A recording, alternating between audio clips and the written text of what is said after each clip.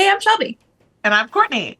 We're exploring our past Looking forward to our future, and living for the present, all all while while learning learning how how to to live live magic. magically.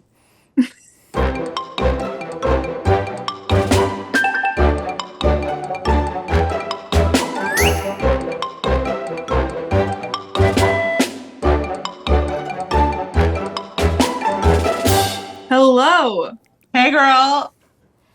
Today's episode is a good one.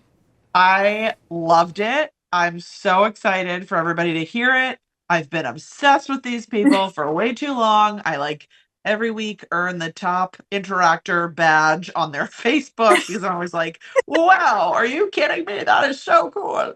So to be able to talk to them in person or digitally was Yeah. amazing. And they don't post a lot of face content. So I feel like now I'm going to know what they look like and I'm going to spy them in the parks. Okay. Um, Today's episode, we have Shane and Ted from Parkeology sharing. We need another episode. Yeah. Like, we didn't even get into half the stuff we wanted to discuss. Yeah. I need to know everything. My little summary about them is they have the facts and they come with receipts. So anything you want to know about Walt Disney World, they have a photo to back it up. They Mhm. know their stuff and they've been coming for a long time. So they've seen the evolution of the parks throughout space and time. Yes. And I mean, we go way into it, but they did every single ride at Walt Disney World in one day. It it had to have been harder than, well, for sure, a half marathon. So Oh yeah. when he was explaining it, I was like, this literally sounds like my half marathon. Like, Yeah, miserable but accomplishing. exactly. And I have always been proud of having accomplished a four parks one day situation. This With is riding one ride in each park. yeah, or just walking in the gate and walking out again, just to say I was there. I thought just touching the parks was good, but these guys, every attraction, every listed attraction in all four parks in Mhm. one day. And they've done it a bunch of times. It's crazy. So today's episode is a good one. Make sure you give them a follow. We'll put all the information in the show notes. Um, yeah, just it's a good one Yeah, sit back and enjoy. for sure. All right, let's jump into Woo! it. Hello, everybody. Hi, guys. Howdy. Hello. We are so excited to have you here. I know for myself, I've been a long time fan of your content. I initially connected with you guys on Facebook, and now you basically dominate my entire feed. Um, just to do a little overview of how I found you and who you are in my view. You guys are do you say it parkeology, like archaeology? That's exactly right. Yep. Archaeology. Awesome. So you guys are Parkeology, and you are famous for something I didn't even know about, but also I found you because you guys show up for all of the Disney facts, all the Disney parks facts, and you come with receipts. It's not just hey, remember so and so something something. It's real. And it's to the point now where yeah, literally yesterday I was on TikTok and there was a girl on that was talking about those Tigger's bounce pads that used to be in the queue. And she was like, I didn't even know about this, but I heard it from Parkeology, so it's gotta be true. So you guys are basically the unofficial source of historical truth at the parks, particularly Walt Disney World, I would say. Is that correct? What we're aiming for. We'll take it. I love it. Amazing. So we're going to get into it a little bit more in detail, but that's kind of how I found you guys. And Shane, do you have a little bit more of a maybe a concise summary of who you are and what you guys try to put out in the world? Yeah, Parkeology started with Ted and I. We've been friends forever, and we used to hang out on old AOL message boards, and that's kind of where we met. But I think Ted is really the only other person in the world that we just seem to have a good connection, I think, on the types of things that we enjoy about Disney parks. And that led to us starting a website called Parkeology, which, as you described, it's based on the word parkeology. We were really into finding, remnants of leftover attractions or focus on the history and so forth.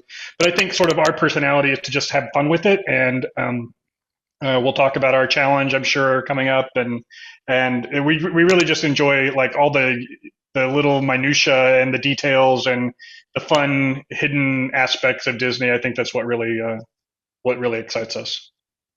Yeah, that's for me the same thing, what I've connected with you guys on. I live here, so literally the Magic Kingdom fireworks shake my window every night. And being so close, you know, some of the stuff becomes commonplace. Like I know my way around, I know when the 3 o'clock parade is, I know like the basics. Is But then it when you 3 look, o'clock? or exactly. But when you look backwards, it's crazy to think, number one, how the mind works and how you sometimes like don't even remember things that were right in front of your face plain as day before. And also how good Disney is at making you not see things they don't want you to see. So I think it's really cool what you guys do, and I'm so excited for people to find out who you are. Can I interrupt Um, real quick? yeah. A little fun fact that they probably don't know about us, which is kind of funny that you just said that you guys met through like an AOL messaging board, is Courtney and I became best friends because we met through like a Facebook group. So we always joke that you can meet your best friends online, and here we are, full circle moment for all of us. Yeah, Probably exactly. more, somewhat common these days, but with Shane and I, it's going back to, like mid 90s. And, at that point, it was, the idea of meeting somebody through, literally an AOL message board was, like, it's a lot of like creepiness going on then. So, Yeah, Shane's only absolutely. like 50% creepy. Yeah, yeah. I'll take it.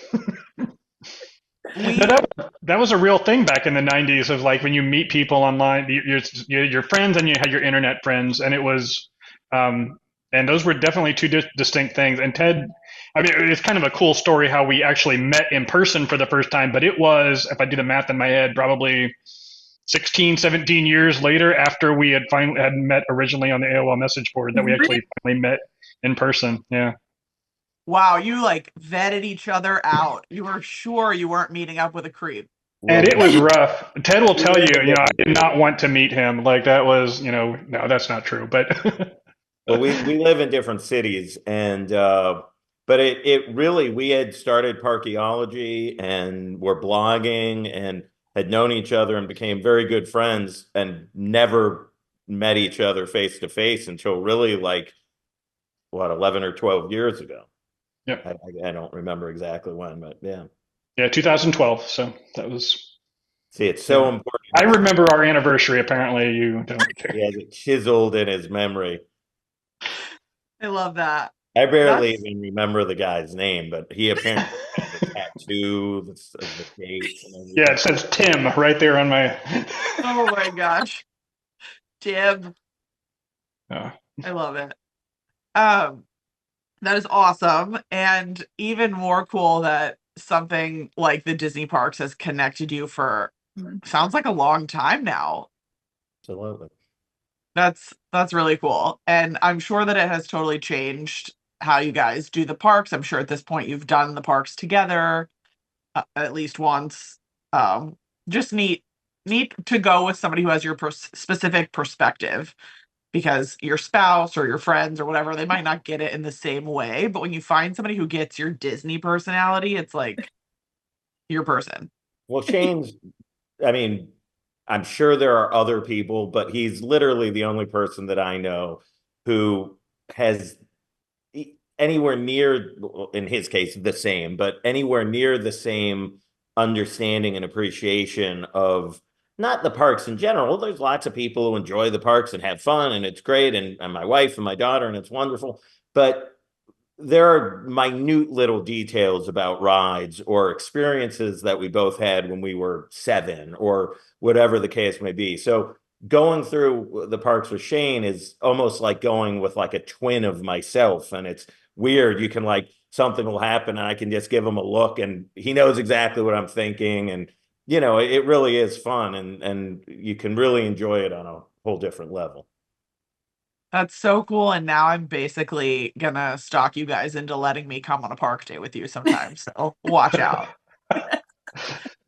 But it sounds fun until you actually get there with us, and then you realize the types of stuff we pay attention to, and maybe not your average. Like, we're not going to be the ones that are all excited to go ride Guardians of the Galaxy at Epcot and stuff. We're going to be more checking And out. go on the land again. I love Living with the Land. I One of my know. favorite accounts right now is Living with the Land Stan, and it's just a girl who like repeatedly rides Living with the Land. So here's where you It's get great. into a sort of weird old school age thing. Like to me, it'll always be listen to the land. Yeah, Um, because the song. and it's not even like I'm trying to make some sort of statement or stance or something. It's just simply that's how I learned it. That's what I rode for a long, long time.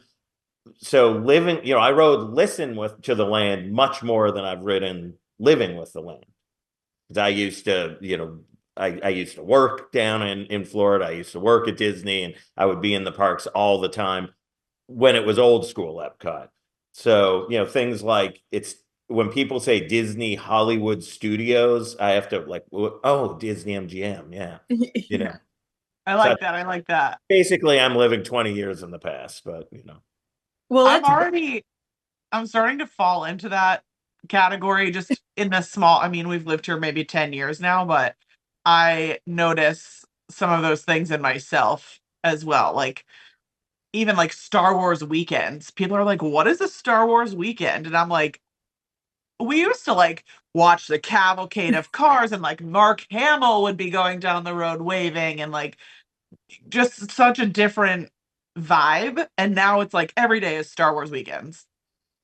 And there'll oh, be little small things about the park that you wouldn't think would make all that much of a difference. But I'm curious for both of you. You're obviously a little bit younger than us. The park at Walt Disney World that has the castle. What do you call that park? I call it Magic Magic Kingdom. Shelby? Magic Kingdom. Magic Kingdom. So for us, and Ted did a great post on this recently, it's always been the Magic Kingdom. And that's how they used to brand that park. And over time, the has gotten dropped away. And now a lot of people just, they just call it Magic Kingdom. But to older visitors like us, we can't help it. It just comes out as the Magic Kingdom. well, Yeah, first of of all, course. don't call me old. Second of all, the when I posted that, we got a lot of flack of people saying like, do you go to the Target? Do you go to the sign literally said the Right. Magic Kingdom. I would go to the Target if there was a big the on the sign. 100% of their promotional stuff, their literature, when you would be riding the monorail, it was literally, and the Magic Kingdom. To me, it's always been the Magic Kingdom. I never even thought about it until I made that post because they at some point changed the sign from the Magic Kingdom to Magic Kingdom. And then I realized, and it's funny, this is sort of going back to the receipts thing that you're talking about. A lot of people were like very aggressively angry and as if we were like some hicks who didn't know how to speak. And it's like, dude, the world didn't start 8 years ago. Right. Go back and look at history just a little bit. And even though it's the history of Disney and Walt Disney World, and it's not the most serious stuff in the world, it is the same as any history. If you don't understand it, you have no basis of no foundation to know where you came from or to speak intelligently. You're bound to make the same mistakes over and over again. And we see that happen all the time with Disney. And Oh yeah. it feels like people are living in a bubble. It's like if you could just go back a few decades and look, your mind may expand a little bit. Totally. People on the internet don't. Everybody on the internet knows everything, so Yeah. that's where it's from. We're jumping ahead here though, so let's back it on up for a second. Can like Shane, Ted, are you locals? Like, who exactly are you? What do you do in your day job? We just jumped right into exactly what you do for Disney, but can we back it up and get a little introduction? Sure. Yeah. So I'm Shane, and I am local. I feel relatively new local, but I guess I've been down here for more than 15 years. So I'm originally from the Midwest, and so my thing was always taking, big family trips down to Disney World. That's sort of how I fell in love with it, and eventually got to move to Orlando. So yeah, my day job. I don't know that it's interesting. I'm in the IT field, technology field. So yeah. And I am not local. I'm in Chicago. And I work for myself. I'm like a commercial advertising photographer. And like Shane, what Shane's family and my family came at it from two very different directions in the types of vacations that we would take to Disney, but we share the same thing that once or twice a year, you know, going back decades, I'd come down and fell in love with it, and from that So point on. you were both raised on Disney. Well, so my and I don't want to speak for Shane, but I think he's in a similar place, maybe slightly less so than I am. Uh, but Disney, to me, the Disney that I love is a very specific thing that is park related, and then eventually the history of the parks. Like, I am not any sort of expert or aficionado about Mickey Mouse cartoons, or I mean, Mhm. of course I've seen more than the average person, and I've seen most of the animated movies. Shane is far deeper into the animated movies than I am. But I wouldn't say I was raised on Disney. I Okay. didn't, I probably didn't even see a Mickey Mouse short until I was an adult. Um, but once I went to Disney World for the first time when I was like 6 or 7, it I became very obsessed with the parks. I mean, from literally the first visit. Um, so growing up, people would always be like, "Oh, you love Disney. I bought you a Mickey Mouse shower curtain," and it's like, thanks, but Right. it's not really my thing. I don't have Mickey Mouse shower curtains, but I do We have totally, park related stuff. totally relate to that. We always say that we're Disney parks fans, not so much Disney fans. Like, yes, of course, we'll actually, I don't even want to say yes, of course, I've seen the newest movie because I probably honestly haven't, but I know a ride just opened, so Exactly. we're the same way of we're Disney parks people, not so much, I guess, the movies. Perfect. Yeah. Definitely. So you kind of alluded to your first trip, Ted, like you made an instant connection. Do you remember your earliest Disney parks memory? I do. It's actually, it became one of those kind of family stories. So at the time actually, we were living in Chicago. I had moved around a lot since then, but at the time we were in Chicago.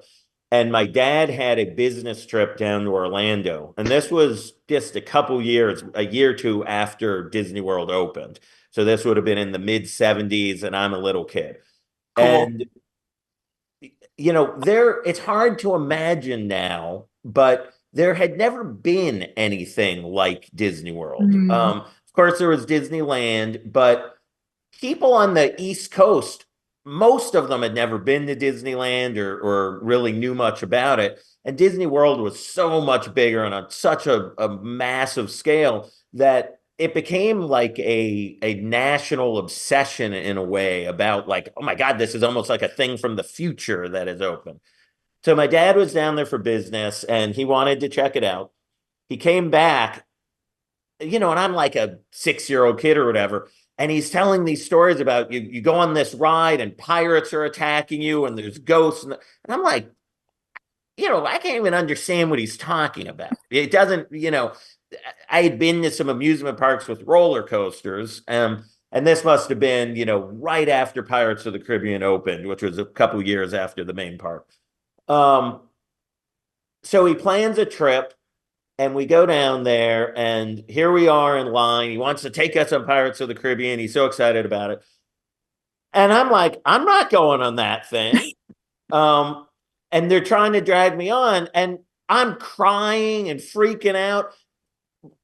I don't understand. He's telling me there's skeletons and people shooting at you, and a town's on fire, and it just sounded like chaos and a nightmare. Why would I want to do that?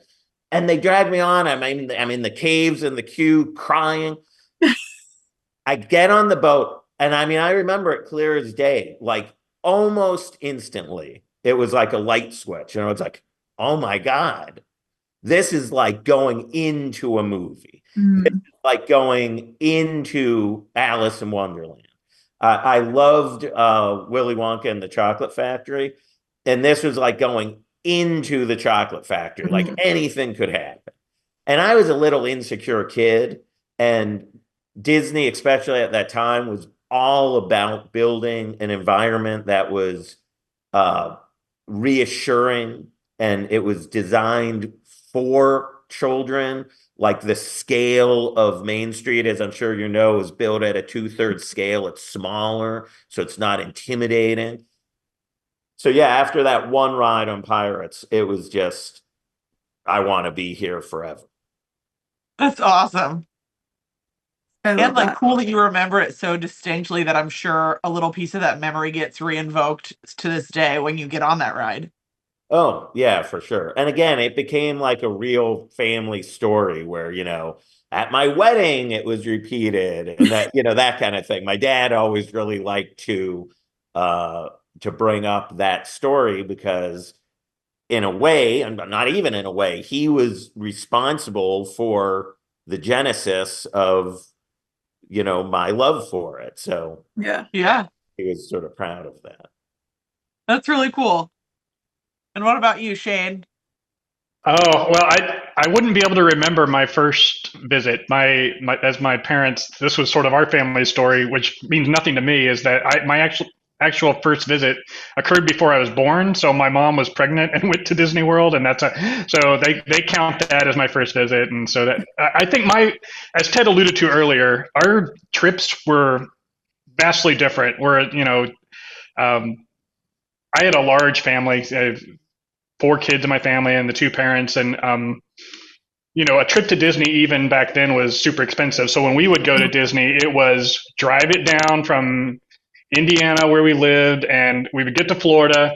We'd spend a few days in Florida and do the beach, and we would always go one day to Disney.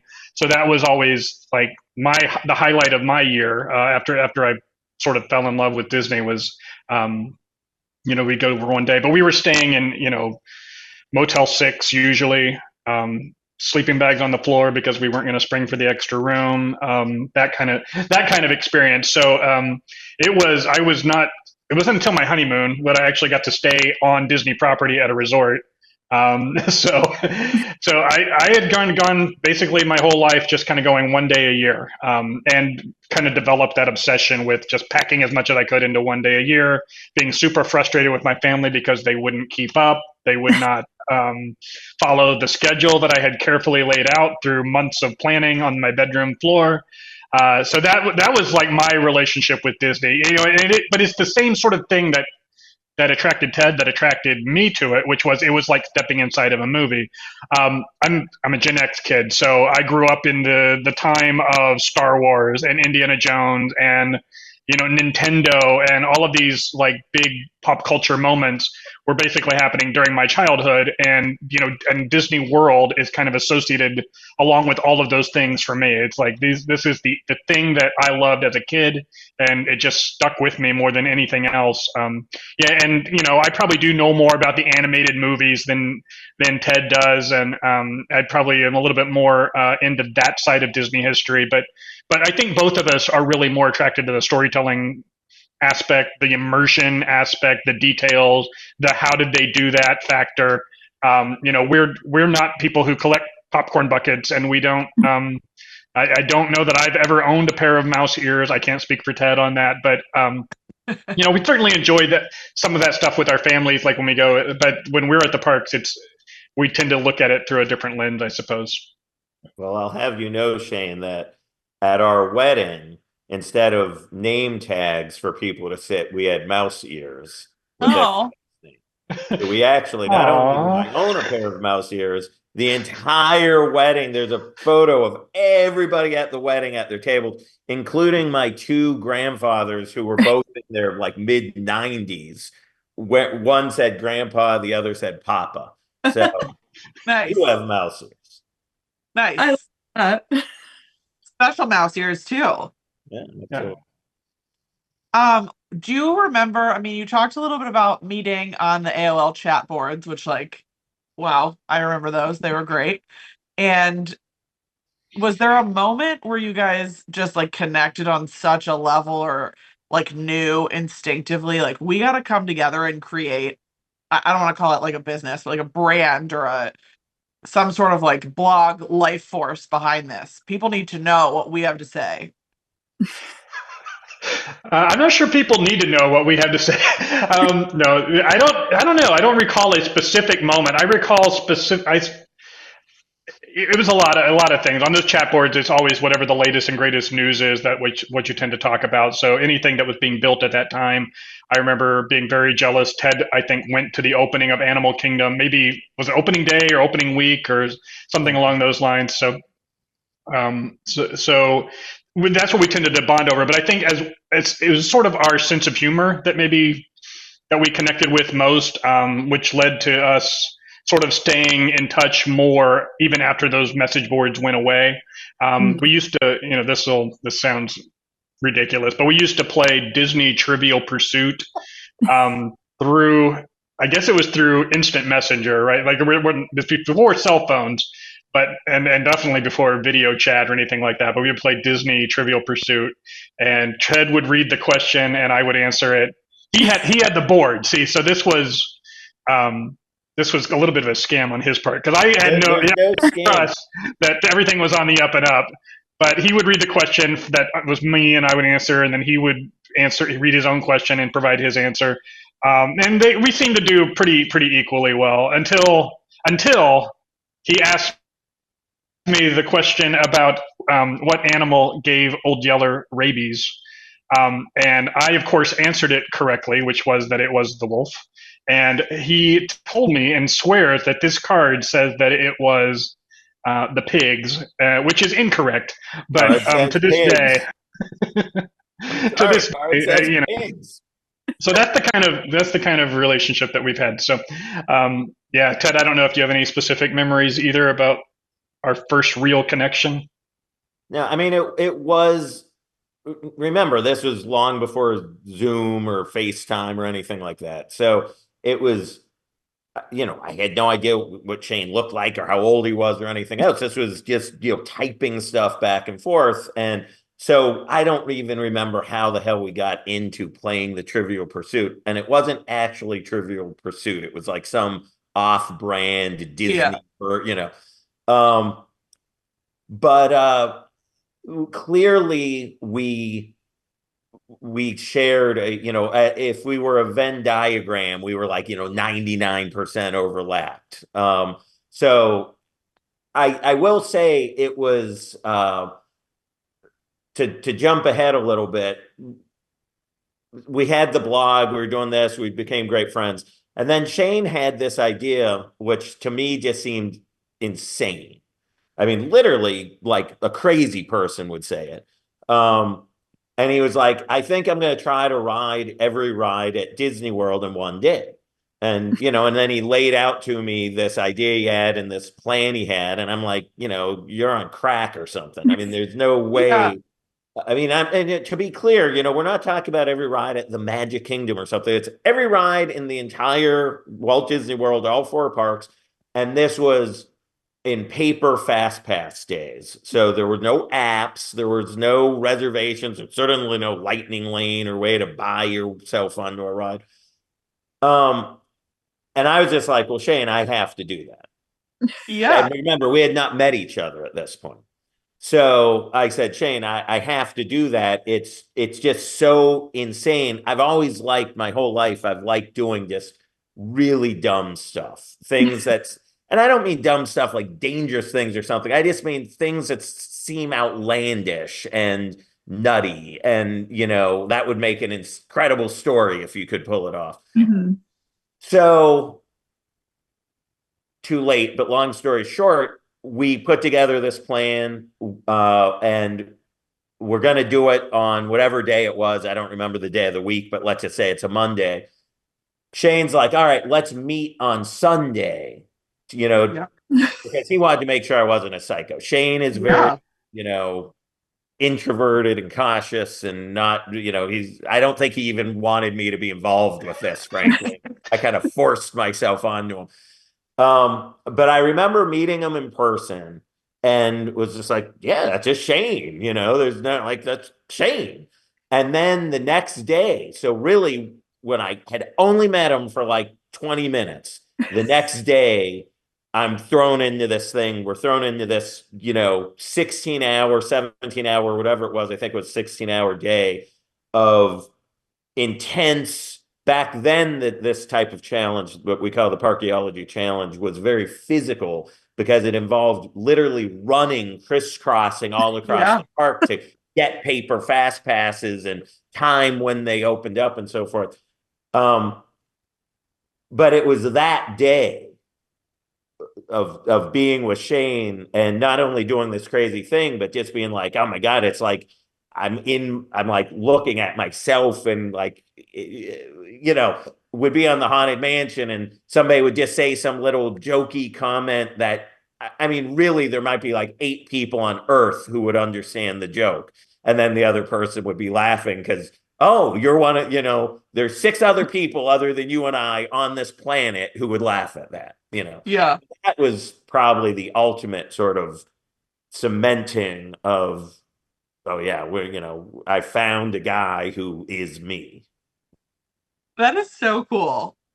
And not to cheat ahead to the cut to the chase, but like, were you successful? Go ahead, Shane. So the very, very first time we tried it, we had a plan. It was, as Ted said, with the paper fast pass. There were at that time 47 rides across 4 parks in a 16-hour day. The plan worked great the very first time we tried it. We felt that we absolutely proved that it could be done, but we did come up 2 rides short because as we rolled into Magic Kingdom at the end of the day, at night, really, there was a storm rolling in, and once it started lightning, they shut down Astro Like Orbiter. Yeah, it was more than a storm. Yeah, we were on Carousel of Progress, which because it moves, it counts as a ride. Yeah. But we got on and everything, you could see it was cloudy. When we got off, we came out into a driving rainstorm. There was a 6-inch puddle at the exit, and rides were shutting down everywhere because of the rain. We kept slogging through, but because of the lightning, they never reopened Astro Orbiter and the Tomorrowland Speedway. So that first time we fell short. So a year later, we said, we've got to do this. We can't leave this. This is unfinished business. Let's try it again. At that point, had they moved away? I think they had moved away from paper fast passes at that point, and we had the app. But it was even harder then because it feels like in some ways because at that time you could only get 3 at a time, right? And then and the app hadn't developed yet to get more throughout the day. So, but at that time we did finally succeed. Yeah. So we finally succeeded on that one, and we've run it a few other times for fun since then. It's in serious since then. I think that it's developed into its own thing. There, after we did it, we had so many people just wanting to try it themselves. So we drafted a set of rules about everything we tried to follow. Because our thing was, if we're going to do this, we've got to do it like we're normal park guests. I mean, of course, we would never be normal park guests. We know the ins and outs of the system, but we're not going to cheat. Like, we're not going to, call on cast member friends and get them to backdoor us. Right. Even to the point where, like, if we're going to park hop, because we had to do that a lot. I think the first time we ran it, we ended up park hopping 6 times. Wow. Just because of the way the timing of the rides worked out. It's like we're going to make sure we park hop like any other guest is allowed to park hop. So we're not going to have a chauffeur sitting there waiting for us to drive us somewhere. We're not going to have anybody grabbing food for us. We basically packed like granola bars and protein bars and things in our pockets as to eat. To this day, I will not eat another chocolate peanut butter granola bar. I'm just because of that day. It was miserable, but and it was truly a physical endurance challenge. I mentioned the 7 park hops or so, six or 7 park hops, and you had to do that because we counted every ride on property that we could, and that if it moved and it was on Disney's website as an attraction, that's a ride. So we counted everything, but there are weird nuances that you don't really understand until you actually start thinking about the logistics of doing the challenge. So like there's a ride at Magic Kingdom that nobody cares about called the Main Street Vehicles. It's literally those old timey cars or the horse-drawn trolley that goes up and down the street. That counts. It's listed as an attraction on Disney's website, but their operating time that they run that ride is from park opening to about an hour and 15 minutes after the park opens. So if you want to check that one off your list, you have to be at Magic Kingdom, like right at opening there. But that obviously puts you behind the 8 ball if you want to ride, a Tower of Terror or something, and you want to kind of rope drop that and be first in line for it. So that's the kind of nuance of the ride. And at that time, there were big, huge attractions like Ellen's Energy Adventure, which never had a line, but it was a 40-minute attraction that is kind of eating up your day. And the backlot tour was still running. That was the old tram tour at Hollywood Studios. That was another really long line, really long attraction. Great movie ride, just 20 minutes long. So you had to kind of strategize across all 4 parks when you were going to hit which ride, and you had to absolutely minimize the waiting in line part. Which we did. Like that was the fun part for me. It was like figuring out how can we do this without waiting in line. I don't think we really waited more than I'm trying to remember on the time. I remember the one where the second run where we completed it. I think the longest we waited in line was, I want to say 12 minutes, and it was actually for Great Movie Ride, and we actually bailed out of that line because we were going to miss our window to get the vehicles at Magic Kingdom. So.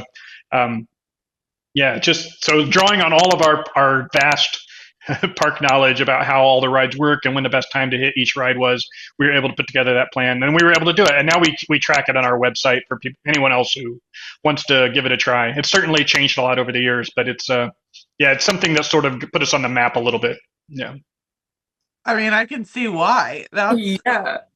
What an undertaking, but also just the few things that you touched on already are such smart things that like the average person, even if you're well prepared, you have My Disney Experience downloaded, you're like on the blogs, whatever, you don't think about the fact that like they want those Main Street Vehicles out of there because they're really a nuisance for like flow of the environment, but they have to be there because they're tradition and historic and nostalgic and all the things. So like you don't even think about if you're trying to get to an e-ticket, like you don't want to be riding around on a horse and rope drop. So what you really don't think about is you put together this whole plan that accounts for something like Main Street Vehicles, and then you get to Main Street Vehicles while they're open and according to your plan, and then there's like little Christmas carolers doing a little dance on the thing, and they won't let you on the ride because unannounced to anybody, they just at 9:15 or whatever, this becomes a little Christmas show, right? And we use the horse-drawn carriage as the stage, and then the whole thing comes spiraling out of control, and what we do call audibles, which is making up new plans as you go. And that, in fact, very thing happened to us on our second attempt when we were successful. Early in the day, it all spun out of control and looked very bad. From the first ride, it spun out of control. So at that time, Toy Story Mania was the premier attraction on property. This was back before Toy Story Mania had a third track, and it was before Toy Story Land was open. But there was that one and Soarin'. Those were the two big rides at the time. So our plan was we are going to rope drop Toy Story Mania and then run over to Magic Kingdom and get the Main Street vehicles. So of course we're there, we're all prepped, they open the gates, we're way out ahead of everybody. We get to Toy Story Mania and there's a line of cast members just standing in front saying, sorry, Toy Story Mania is delayed today. No. And so what do you do? I mean, it's literally the first ride that we're trying to do, and they're telling us we can't ride, and I'm just freaking out a little bit because we've made all these plans, and it's like how off the ledge a little bit. Yeah, I mean, the cast members will not tell you what's wrong. Like, you don't know, did it catch fire overnight, or is it just like the supervisor's late to work that day? Like, right. They don't know what it is, and they will not tell you. So you're in a balancing act. You can feel the time bleeding away as you're standing there. Do we wait it out and hopefully they just open in the next couple minutes, or do we walk away and go ride Tower of Terror or Rock and Roller Coaster, and then come back? But Toy Story Mania, it will have an hour-long line within minutes of it opening, and so that was that was a stressful time. We ended up walking away, riding Tower of Terror, and I think Rock and Roller Coaster. And then by the time we did that, it was back open, and I think we went back and finally rode it. But yeah, that's what the challenge is like. Just rides breaking down at the most inconvenient times throughout the day, and while you're eating your chocolate granola bars, slightly melted chocolate granola bar in your pocket. Yeah, if you're like wanting to come on a Disney trip and you hear the idea of let's ride everything in one day, that seems exciting and fulfilling, but it is not. You're barely aware of the rides. I mean, the whole thing is about what is the next move to get to the next ride. Kind of our in joke is when we ride something like Buzz Lightyear or Toy Story Mania, neither of us play the game. We're sitting there trying to figure out like what to do next. And then at the very end, Ted will, of course, fire at one target and his score will light up Ted 100, Shane 0. And then, of course, that's what he wants to get out of the whole thing. So Ted wins. I love that. How many times have you done this? Like, I know you just said twice. Well, one time, technically, you didn't finish it, but then you finished it the second time. Have you done it again? We've done it a few other times, and came close a couple. Yeah, I want to say maybe 3 other times together. Well, Shane's being a little modest. So to me, some people view this, I guess, in the way that maybe they would view a marathon. That's what I. They, and they just want to do it again and again and again. And even if they complete the marathon, they still want to run more marathons and beat their time and so forth. Personally, I'm just not like that. This was something nobody had ever done before or had ever even thought about doing before, as far as I'm aware. We did it, then we completed it. And from my point of view, I was done. I had done it. Now, I did it a couple other times with Shane and some other versions and variations that's too complex to get into right now. But Shane is a little bit more of the marathon-y kind of guy. So he continued to do it a few other times. And at one point, he did it with another friend of ours, Christina, who not only did they complete it, but they completed it what we call oxygen free. And what we mean by that is you see people who climb Mount Everest, and that's super impressive. But then there's the dudes who are like, I got to be more impressive. I'm going to climb Mount Everest without oxygen. Shane and Christina did it without using any fast passes whatsoever. 0 fast pass. Wow. So every ride at Walt Disney World in one day without paper fast pass, app fast pass, lightning lane. It just shows that if you know what you're doing and you understand the traffic flow and what rides are popular when and so forth and so on, you can work the system to, but like Shane said, it's absolutely miserable. The rides become a nuisance. It's not, you're not doing that for the fun of the ride. You're doing that because it's a competition. It's a challenge. Yeah, it's a checkbox. Yeah, absolutely. Absolutely. Would you say, so obviously when you do this like full force, it's about the completionist aspect. What parts of what you've learned, though, from strategizing and planning for this do you bring into your trips with your families? Or, like, I'm sure both of you have been in the odd situation where, like, so and so is coming into town and you are the tour guide for the day. How do you help people strategize? What are, like, your main tips that are like, you gotta, like, never go on Astro Orbiter's first thing? That's a waste of time. Or, like, what are your tips? Oh wow. So it's different if I'm literally their tour guide. Like if I'm going to be at the park for their day, I'll pretty much just take charge and I won't even like tell them the tips. I'll just kind of Yeah. show them around, right? If it's somebody like a cousin or whoever coming into town and they're like, "Hey, we're going to be there, but do you have any tips for us?" I'm probably just going to give them the bare basics, like get up early and be at rope drop because if you're not there, the first line of the day is going to be super long. Um, it's different. I think one of the things you learn about doing the challenge though is just how difficult it is to move with any sort of speed with a group. Like the reason why the challenge sort of came about was I already alluded to, the fact that my family would come for one day. So I would always try to cram that much into one day that I possibly could. And I used to get really frustrated with my own family because I was trying to go and see literally everything, whereas they were treating it more like you should, really, honestly. They're just trying to have a fun time and a good day together. So it, like, for whatever reason, my brain just sees the park as more of a thing to be conquered than it is a just day to be enjoyed. Like a more enjoyable day for me is just more strolling in the park with someone like Ted who can appreciate the different nuances and details, which is also not my family either. So Yeah. it's like the manic trying competition of trying to see everything and the more laid back approach of absorbing the details and being immersed in that setting. Like neither of those seem to fit nicely with just people who are coming here for on vacation, right? So in one sense, I'm a pretty bad tour guide, and I tend to just kind of dispense just the normal things. Yeah, be it rope drop, stay late. If you're It's going to do almost as if genie, here's yeah. it's almost as if you asked, say, a professional baseball pitcher for some tips on how to pitch. It's like the dude's at a level that you're not going to understand, and his tips are Yeah. not going to apply to you. And if you tried to do, like, I remember when I was in college, we were required to take physical ed all through college. So bowling was what I did. Hey, that counts as physical ed. So I'm taking Yeah. bowling, right?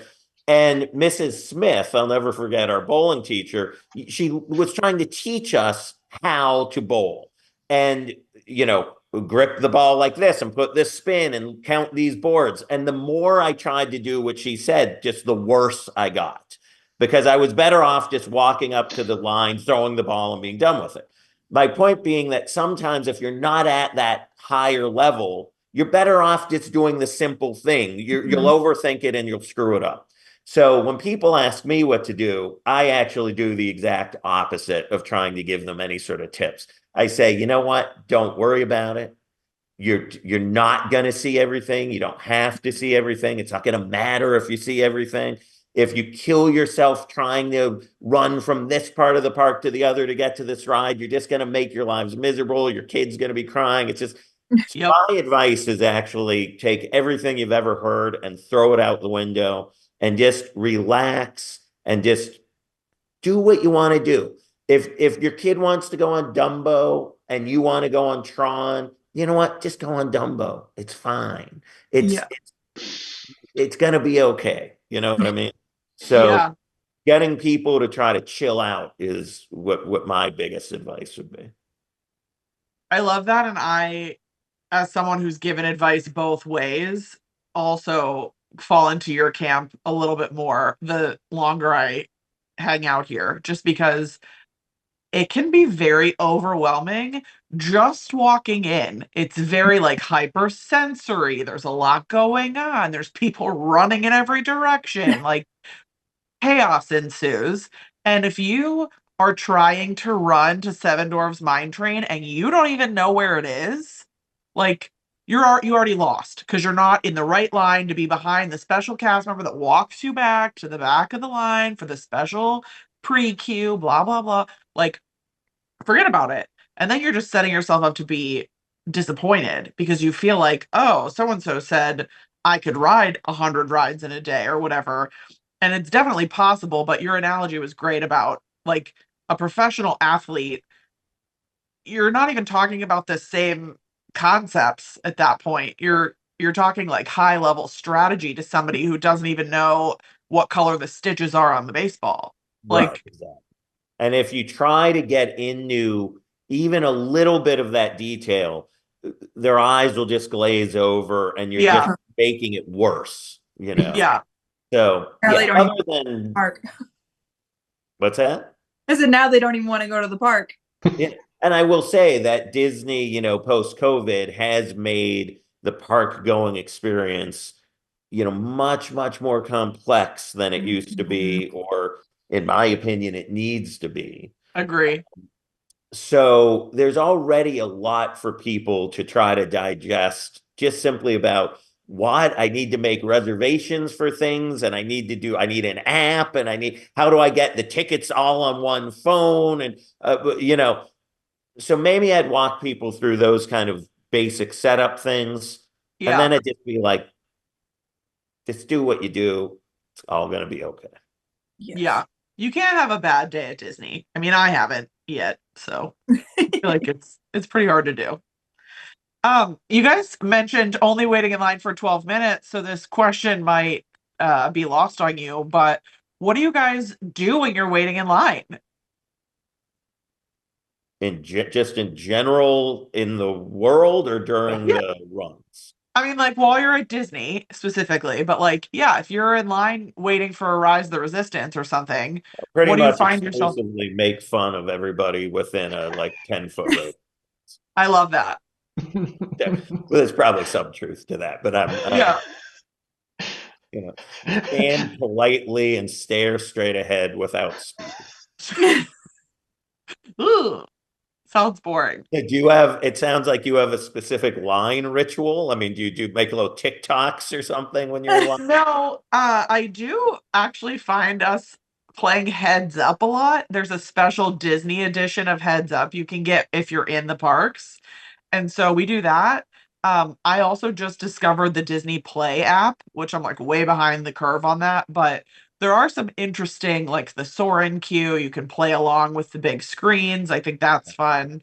A lot of it, of course, is also just like chatting with your party, seeing, what's going on. What do you think about your day? What are we going to do next?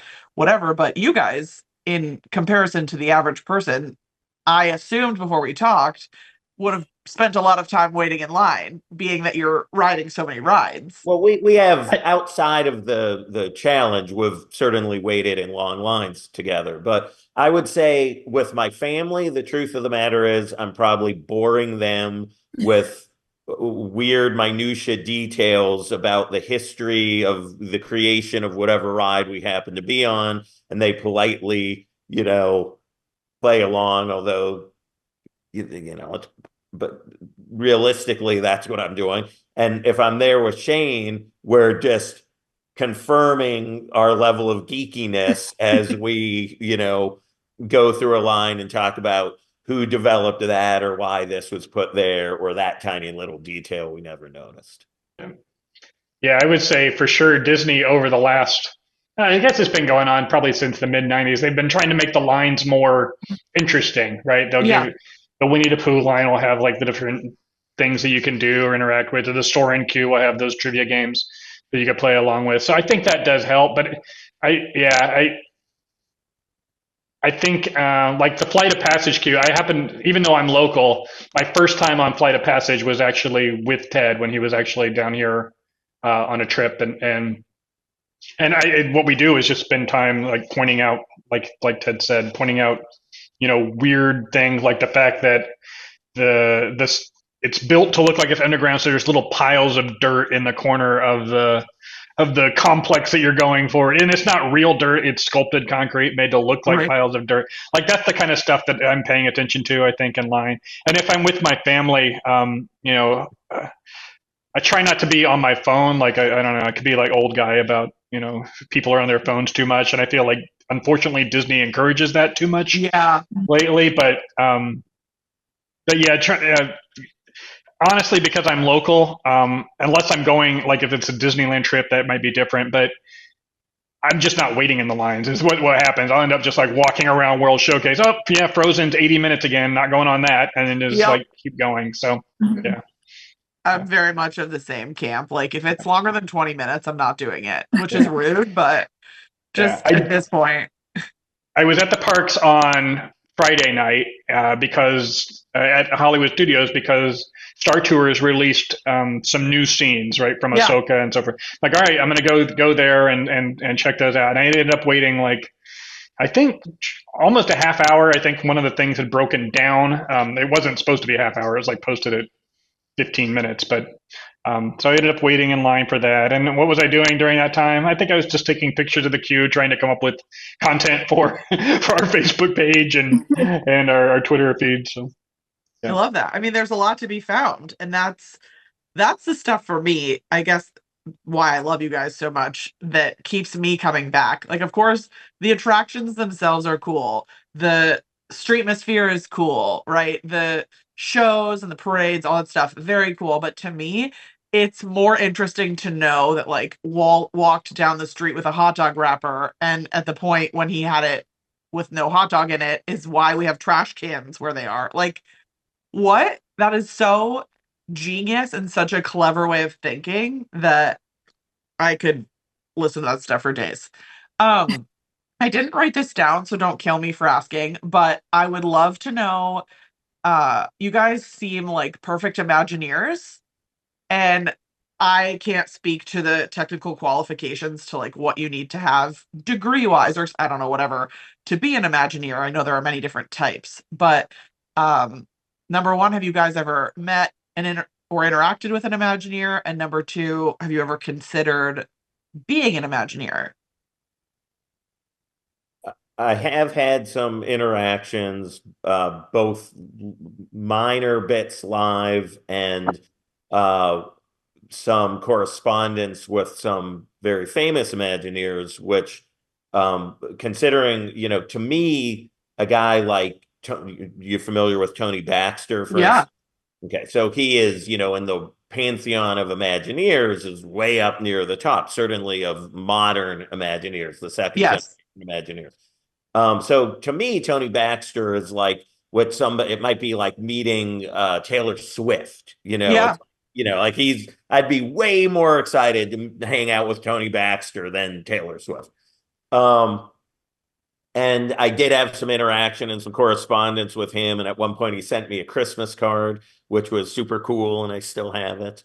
Um, and I think that anybody who grew up being a Disney fan, probably dreamt of being an Imagineer at some point. Mhm. And because I was in visual arts and had a Yeah. degree in fine arts and so forth myself, I certainly, that was something that I would have aspired to. And in fact, I did apply Okay. when I was, back in the 80s, I did apply to Imagineering and didn't get very far with it.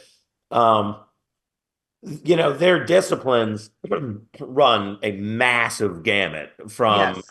I mean, from very technical engineering things to completely freewheeling artistic things to writing and engineering and all sorts of things. So there's certainly a place in there that I feel I would have fit and I would have loved to do it.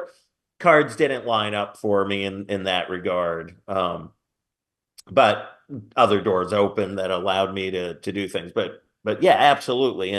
Although you know what they say about never meet your heroes. Yep. I have a Absolutely. feeling that actually working there might be sort of gut wrenching, and you may be better off dreaming of working there than actually working there. yeah. I was going to make that same point. Like I think, and this is also something that comes with age that you start to see how not just Disney but just corporations in general tend to operate, and you think, oh, someday I'm going to be Imagineer. I'm going to be the one to design the next big Thunder Mountain. And well, what does that really? There's only like a couple of those people that get to do something like that, and everyone else is like, your Imagineering assignment is we've got a new shop that's opening at downtown Disney, and you need to design the signage for that. And like, I feel like that's much more the Imagineering experience than like the Tony Baxters and the Joe Rohdes of the world. And I think the budget cut type of stuff is a reality with corporations, and like you're not you're dictated. The projects are not just I dreamed up this wonderful ride. It's, hey, this movie was a big success for us a year ago, we need a property to fit that. And you know, and it's got to use this ride system, and it's got to go in this location, and it's a lot of dictated to you, and you've got a small budget, and you've got to, you know, you can't really focus on the things that are exciting. So I think that's always the tug and pull aspect of trying to go into that career. Like, you may think it sounds exciting, but is what you might end up really doing, it maybe is not going to be the thing that you really hoped And it then would you be. run that, you develop the restroom exit sign that you've been assigned to do. And then that gets put through 18 focus group tests. Yep. And then your supervisor doesn't like the color red. And then, Right. you know, next thing you know, you've just created a crappy exit sign for a bathroom that isn't even the one you wanted to make. So unfortunately, that's, you know, as companies get bigger, one of my favorite stories is, you know, if you go back and read about old school Imagineering, I'm talking about the guys who built Disneyland. Yeah. There were no focus groups. So there Right. were, you know, so a guy named Harper Goff, who Yep. is, you know, Harper, right? He's the guy who designed the Nautilus, for instance. And I mentioned Willy Wonka and the Chocolate Factory earlier. He designed all the sets for Willy Wonka and the Chocolate Factory, not Disney. He worked outside of Disney. But he designed the general layout of the river for the Jungle Cruise. And the way he did Yes. that was walking out in a field one afternoon with a bunch of stakes and wooden stakes and walking along and clink, put a stake there. Okay, it might be nice to have a turn here. Clink. And, you know, it was 2 hours of a guy walking through a dirt field and, okay, bring in a bulldozer and dig out the trench, and now we have the rivers.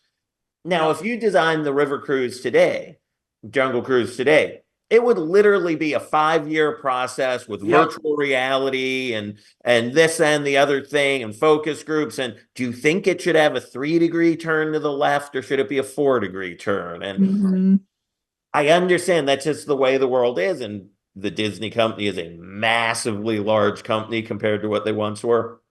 But I do think that you can go back and look at those early rides, and it's like looking at a painting that an individual artist did. Yes. Of course, Mark Davis isn't the only guy who worked on Pirates of the Caribbean. Of course, there were hundreds of people involved, but you can look at it and you can see that's Mark Davis. Yes. Those characters look like his drawings. The sense of humor is his sense of humor. That's Mark Davis. I don't know that I could look at, say, Rise of the Resistance, which may be an awesome ride, but I don't know if I could look at Rise of the Resistance and see any individual human being in there. Not even George Lucas or J.J. Abrams. It's just sort of, you know, a corporate amalgamation of stuff. And it might be awesome and cool, but it doesn't have that Imagineering, you know, Tony Baxter drew this, and that's Tony Baxter that you're interacting with there. Yeah. And I kind of miss that. It's like going to a museum, and instead of looking at a Picasso, you're looking at AI art. You know, there's a difference. Yeah. I think that was actually one of the most eloquent summaries I've heard of what people. It's hard to distinguish those of us who I find myself falling more and more into this camp every year, but like purists or like original Disney people versus like progression and modernization, whatever. I am here for the new rides. I am here for the advancements. I'm here for all of that. I love it. I think it's exciting. I'm glad we are, you know, exploring new technologies and trying to make things better. And we didn't take the same pirates and put it in all parks across the globe, right? It's neat that there are different variations. And by the way, however, the Shanghai Pirates is awesome. but totally different, right? Totally different, has nothing to do with Mark Davis. But to your point about progression, the Shanghai Pirates is one of my favorite rides ever. It's incredible. So you can progress and do new things and still have them be, I'm disagreeing with you in that you can be an old school person and it doesn't have to be a civil war where I'm either on this side or that side. Yeah. Right. I think it's a really neat point of view that you phrase it as, a unique artist's perspective or like a unique insight into someone. And I think part of that too comes with the fact that we're not making a lot of original rides anymore that are just like rides for the sake of being a ride or attractions for the sake of being an attraction. They're more themed around specific uh pieces of collateral that we have, right? Like Star Wars is a really high performing storyline, so we need to add Batu or we need to add Rise of the Resistance, whatever. There's no like Jungle Cruise because a boat ride would be neat. I think, unfortunately, what has happened, and I get it, but you go out and you spend $4 billion on something, and you need to justify why you spent $4 billion, but beyond that, you also feel that because you own Star Wars or Marvel or what have you, that gives you an advantage over Universal or whoever the case may be.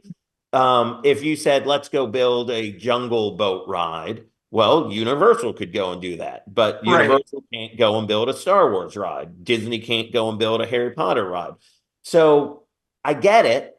And also there's it's easier, right? You instantly, the audience knows what Harry Potter is. The audience knows what Captain America is. You don't have to explain that. It's an easier sell. So I get it, but I do feel that it becomes a constricting restraint that prevents people from really being able to explore what could be done. Just real quickly, Shannon mentioned Joe Rohde. Before they sort of, in my opinion, forced him out, and now they've kind of brought him back as sort of a little bit of a PR kind of thing. Hopefully, he has a real impact. But Joe Rohde's one guy. If you look at Animal Kingdom or any of the projects he's worked on, the old Adventurers Club that was at Island, the original Norway Pavilion in Epcot, even the Guardians of the Galaxy overlay they did at Tower of Terror in California Adventure.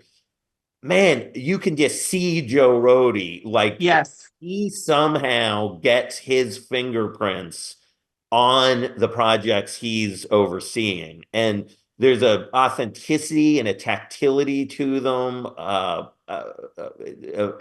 veracity of things being real and based in real places. So he's maybe the last guy who I think still has that. You can look at it and you can just guess who did that. Yeah. I couldn't agree more. And in fact, I don't know if I could name a more modern Imagineer, like a more current. I mean, I know some personally, but like that have had an impact on the level of Joe Rohde, but like in a current time frame, I think it's much more corporate and more, vice president so and so. It is, and it's not the Imagineer's fault. It's frustrating sometimes because I'll read online. Again, online people, everything becomes black and white. And people will say the Imagineers don't know how to do this, or the Imagineers suck at doing that. And it's like, trust me, these people want to be able to do what we want them to do, but they're just not being allowed to. Yes. And to some extent, the current regime, but the previous regime was very much anti-Imagineering. Imagineering was a pain in their butt who, they just wanted Imagineering to execute what the corporate wanted to happen. They didn't want a bunch of hippies in there, doing artistic stuff and trying to push for weird ideas. And they structured Imagineering very specifically to try to minimize that stuff. Hopefully we're rebounding from that a little bit, but I believe there are plenty of talented people there who could be the next Joe Rohdes. Me too. The structure just isn't necessarily there to allow that to happen. Yeah. One step at a time, but yeah, hopefully we're trending in the right direction. For sure. I could literally ask you guys questions for another 5 hours, but hopefully you have other important things to do in your day. So we are going to cut to our little tradition we do with all our guests. It's a speed round of Disney favorites, and Shelby's going to knock them out for you guys. Basically, she's going to ask you, just off the top of your head, first thing that comes to mind. You can just give a straight answer, or you're welcome to give a reasoning behind your answer if you want. Up to you, whatever you want to do. Perfect. So, Ted, we'll start with you. Your favorite park? I guess I'm going to go with Tokyo Disney Sea. Although Disneyland is, they're neck and neck to me.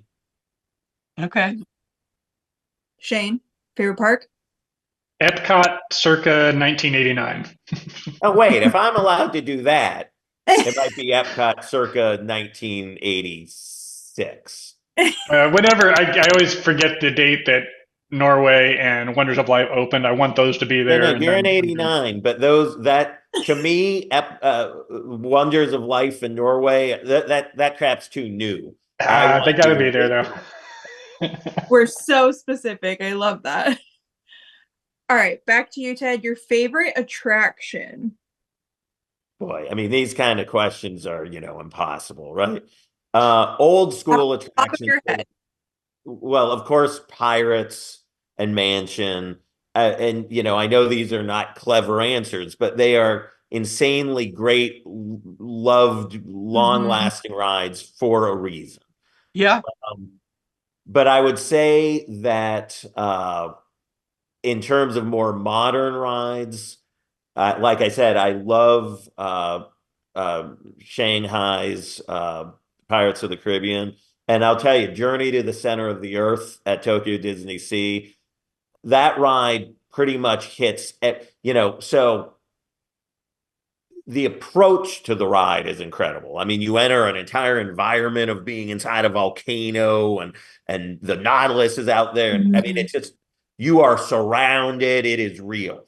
The signage is incredible. The queue is incredible. There's a little pre-show that's really cool.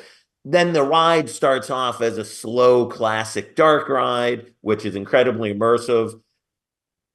You meet a gigantic audio animatronic, which I love, and then it ends in a thrill test track type of situation. So you hit everything in one ride, and never, ever, ever, even when you're in the thrill part of it, does it break out of the environment. It's fully 100% immersive from start to finish. So too long of an answer, but there you go. No, you're convincing us that we have to go international, Courtney. We just have to. I'm telling you, and here's a little tip. People get freaked out about the idea of I can't afford to go to Japan and blah, blah, blah, blah. I'm telling you, going to Tokyo Disney, and right now, because of the dollar versus the yen, Japan in general is way cheaper than going to Disney World. And I don't mean, it's not even close. It's like a third the price. So if you can deal sitting on a plane for 15 hours, the rest of it's easy. It's cheaper than going to Disney World. Let's go. Good to know. Let's go. If you want to save a few bucks, you should connect through Mexico City. That's how that's an inside. That was pay no attention. No, when I went to Tokyo, I thought I would save a few bucks and end up connecting through Mexico City. It was not faster. It took a while. Lessons learned. Shane, your favorite attraction? Oh, I mean the standard ones, of course, but if I guess like the one that is feels like more personally relevant to me than it would to anyone else, I'll say the Swiss Family Treehouse. That's like that's the one that is like, and Ted knows this about me, is like that one just really connects with me on a personal level that I don't think it connects with anyone else. So, but that's like the weird Shane answer for that. I That's happen to awesome. own a leaf from the original Swiss Family Treehouse. And, it's like a nice little print of the concept art of it and a leaf. And we joke, but I'm serious. It's like, that's in the will. If I go down before Shane inherits the Swiss family Oh. leaf. So he I gets a love that. little piece of his, maybe even before I die, I'll give it to him. So, Wow. Yeah. Well, I had plans in the works, but I can hold those okay. off if it. I'm not talking a long time in advance. I'll be on my deathbed and I'll be like, hand him the leaf. Let him look at it. Oh, that's good. All right, Ted, how about your favorite ride or show that is no longer with us?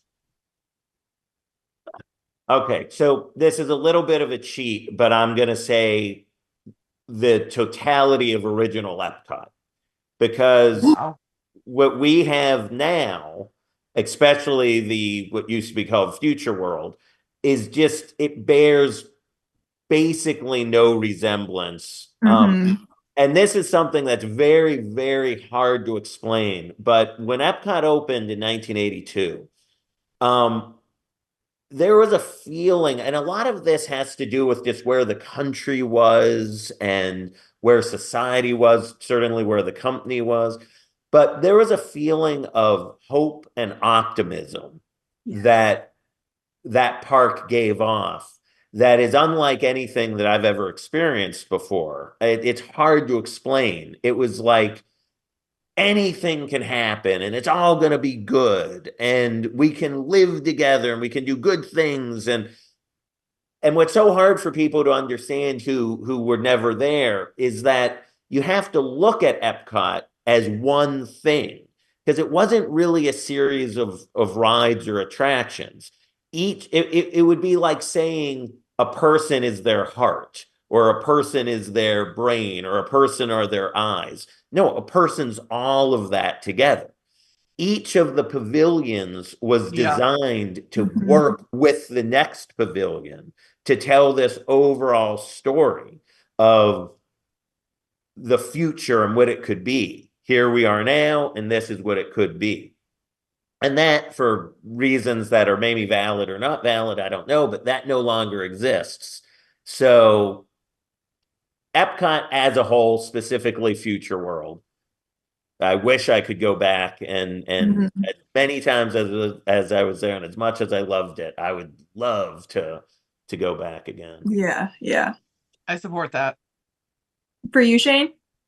So yeah, I think the Epcot is probably the right answer. I'll throw a different, just to be different. I'll throw out probably Great Movie Ride is the one that I wish we hadn't lost. That one feels Mm-hmm. like that was the key ride at MGM Hollywood Studios that defined that park, and it was so elaborate and so immense in its scope that it's almost weird that they sometimes get rid of some of these rides, because it feels like they're, it's not that Great Movie Ride was unpopular when they closed Right. it. It was still drawing crowds up to the day they shuttered the doors. So it feels, yeah, and I sometimes talk to Ted and lament, feels like more and more we lose some of these old classics. And I know some of that is just getting older, but even, when they closed the original Country Bears show recently at Magic Kingdom just earlier this year, that one almost felt a little bit like the loss of a loved one. That show's been with me since I was a little kid. It predates me actually. So,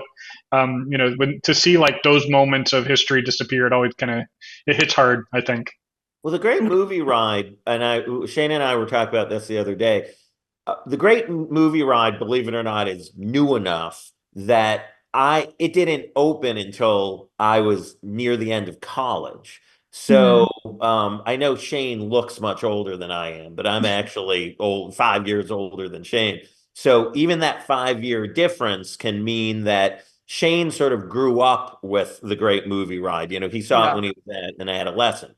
I saw it when I was at the end of college, and I loved it. It's awesome ride, but it's not quite the gut punch to me because it's not like Pirates or something.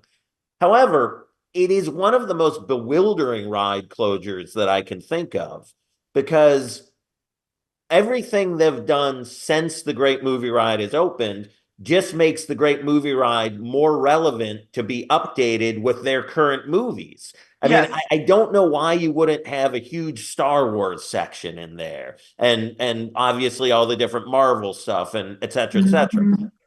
Now there's all the different Fox stuff they could pull from as well. We've had a conversation as well. It just seems we would love to know more of the why of behind that one.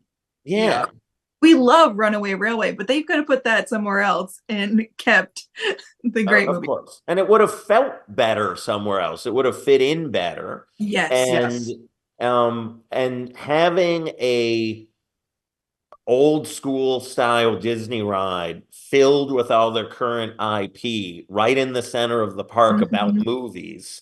I mean, it really is bewildering why they Yes. wouldn't have done that. So, but there's, some reason, I'm sure.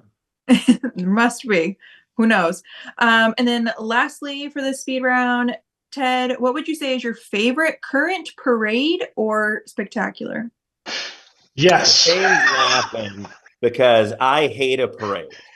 I hate a parade. Love this question. Parades to me are just and the same with the spectaculars and everything else. It's just jammed together. I want to be on rides, okay, and I want to be in themed environments, and I just don't care about it. With that being said, I do, for whatever reason, love Main Street Electrical Light Parade. Okay. And even though I don't know if it currently exists, there's something called Dream Lights in Tokyo, Yeah. which is very much just a fancy version of Main Street Electrical Light Parade. So that's the one parade in the history of Disney that I would actually seek out and take the time. Most of the time, parades, fireworks, all of that to me are something to use to draw crowds away from the rides so I can be on the rides while people are, Wow. to watch, I also am not a fan. Remember earlier we talked about how I'm a Parks fan more than a Disney fan. So I don't care at all about foam head characters and, some girl dressed up as Donald Duck dancing around. It's like, that's awesome. I don't care. And leave me alone. Yeah. So a parade is just a bunch of those characters that I don't care about jammed together with a bunch of people that I don't really, frankly, want to be that close to, and also taking my time away from being on the rides. So, but Shane Okay. loves spectacular, so he'll give you a better answer. I don't know that I'm the spectacular expert.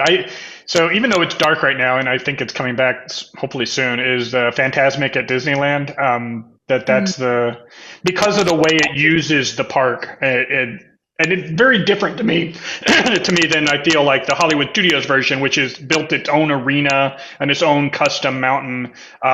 The organic aspect of Phantasmic was always appealing. The way that island, you're out there wandering around on it during the day, and then at night a huge dragon will come out of it. Or the sailing ship Columbia now has pirates on it, or Steamboat Willie's on the riverboat. Like, to me, that is kind of a nice blending of the spectacular aspect with the organic environment that they have there. So I'll go Phantasmic. And I have to give a nod to that as well, because for everything Shane just said, I mean, that was an incredibly clever way to add something really cool to, like, I can't think of another place, another attraction where you could be walking around, in this case, Tom Sawyer Island during the day. Mhm. And then at night, that same exact place where you were just walking around transforms into a radically different thing. Yeah. So that's a good. So we sold you a little bit. You'll like that. If you're gonna count Disneyland Phantasmic as a parade or a spectacular, then yes, I'll begrudgingly give you that. Perfect. Yes. That was it love for Amazing. Thank you guys so much for being here. I literally have so much adrenaline right now because I just feel like you guys are like in the kindest. I am married to an IT nerd, so like I love nerds, but like the nerdiest, coolest people. You guys just like get it. You make me excited to go look at the pavement and find, unique shapes and hidden signatures and stuff. I think it's awesome. Hopefully we can talk to you again, but either way, please let the people at home know where they can find you online. What's your preferred platform? How do you want people to connect with you? So we do have a website, parkeology.com, but I'd say we're mostly active on Twitter and Facebook and Instagram. I think like we're on all three, and you just search Parkeology, you should be able to find us. We cross pollinate a lot, and the same content ends up on any of those. So whichever is your preferred one, that's where you can find us. I love it, and it's Park, like PARKE ology. Yep. I love it. Word archaeology, only with Park. Yep. Perfect. Thank you so much to both of you. I can't wait for our listeners to hear this. I feel like they're gonna really dive in just based on the interest we've had in some old school episodes on like river country and like just facts and fun about the parks and things like that. People are really gonna jive with what you have to say, and you're gonna have some new fans. For sure. Awesome. No doubt. Yeah. Awesome, guys. All right. Thank you so much. Have a good day. You Thank too. you. Bye-bye. You too. Bye, guys.